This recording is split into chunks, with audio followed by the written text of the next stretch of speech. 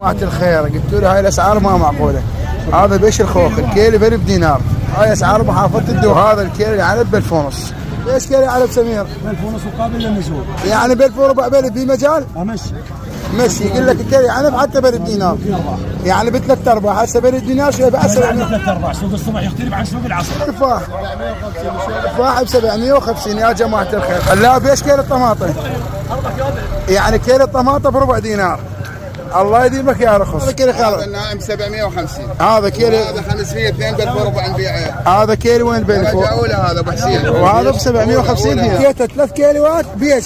هذا الخيار بيش. كيلو وين بلي؟ هذا كيلو وين بلي في خيار عراقي ب 500 دينار. هذا الباذنجان. مال عبت ها. بيش. 3 بلي. باذنجان 3 بلي. فيا جماعة الخير هاي الاسعار. خاف عبالكم نبالغ به. هاي خير 3 كيلوات ب1000 بصل. بيش هذا البصل؟ 3 بلي. البصل 3 بلي.